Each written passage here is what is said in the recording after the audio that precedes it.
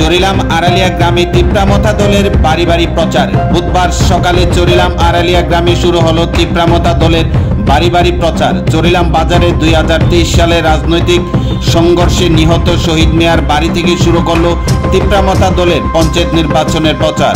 চরিলাম আড়ালিয়া গ্রাম পঞ্চায়েতের 1 নং ওয়ার্ডের 2 নং আসনে তিপ্রামথা দল থেকে প্রার্থী হয়েছে গৃহবধূ আলেকা খাতুন।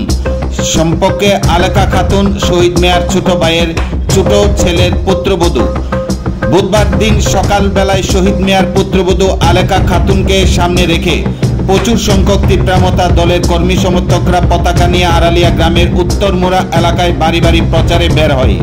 লক্ষ্য এবং উদ্দেশ্য একটাই, তিপ্রামথা দলের প্রতীক আনারস চিহ্নে ভোট দিয়ে বিপুল ভোটে আলেকা খাতুনকে জয়লাভ করানো এবং আড়ালিয়া গ্রাম পঞ্চায়েতে তিপ্রামথা দলে মোট 8 জন প্রার্থী দিয়েছে এবং প্রতিটি প্রার্থী বিশাল ভোটে জয়লাভ করবে এবং জয়লাভ করার পর গ্রামের মানুষকে নিয়ে আড়ালিয়া গ্রামের প্রধান নির্বাচন করবে তিপ্রামথা দল। ঠিক এইভাবেই বুধবার দিন সকালবেলা থেকে বিকেল 3:30 পর্যন্ত প্রচারে বেরিয়ে সংবাদ মাধ্যমের সামনে জানান তিপ্রামথা দলের মাইনরিটি সেলের চেয়ারম্যান শাহ আলম মিয়া এবং তার সঙ্গে প্রচারে ছিলেন বিশ্রামগঞ্জ টিটিএডিসির জোনাল চেয়ারম্যান সঞ্জিত দেববর্মা এবং মথা দলের আড়ালিয়া এলাকার নেতৃত্ব নজরুল হোসেন এবং জুটন মিয়া সহ মান্ডব দেববর্মা। বাড়ি বাড়ি গিয়ে প্রচারে ভালো সাড়া পাচ্ছেন বলেও জানিয়েছেন নেতৃত্বরা। তবে আড়ালিয়া গ্রাম পঞ্চায়েতের 1 নং ওয়ার্ডে 2 গৃহবধূর জমজমাট লড়াইয়ে রাজনৈতিক মহলেও সৃষ্টি হয়েছে চাঞ্চল্য।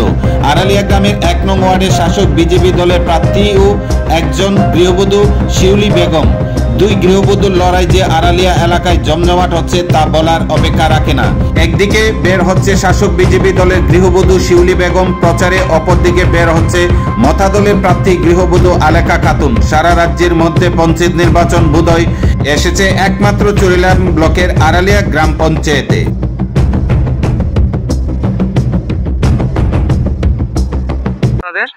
আজকে আমরা এখানে আড়ালিয়া গ্রাম পঞ্চায়েতে আপনার 1 নং ওয়ার্ডের 2 নং আসনের প্রার্থী আমাদের আলেকা খাতুন। আমরা সকাল থেকে বাড়ি বাড়ি ডোর টু ডোর প্রচারে যাচ্ছি, মানুষের খুব ভালোই সাড়া পাচ্ছি। এখন শুধু সময়ের অপেক্ষা, আমরা এই আসনে বিজয়ী হব।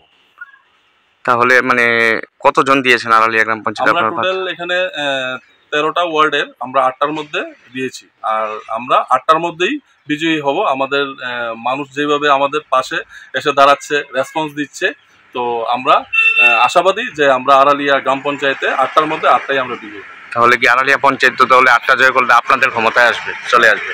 হ্যাঁ, আশা করি যে আড়ালিয়া গ্রাম পঞ্চায়েতে আমাদের ক্ষমতায় আসবে। আর আমরা এখানের প্রধান, আমরা সবাই মিলে একসঙ্গে মিলেমিশে যেখান থেকে দেওয়ার আমরা ওই ডিসিশনেই আমরা এখানে প্রধান নির্বাচিত করব। গ্রামের মানুষকে সঙ্গে নিয়ে। কয়টা থেকে শুরু করেছেন আজকে প্রচার? আমরা সকাল থেকে ডোর টু ডোরে যাচ্ছি বাড়ি বাড়ি, আরো কিছু বাড়ি বাকি আছে, ওইগুলো এখন শেষ করে নেব।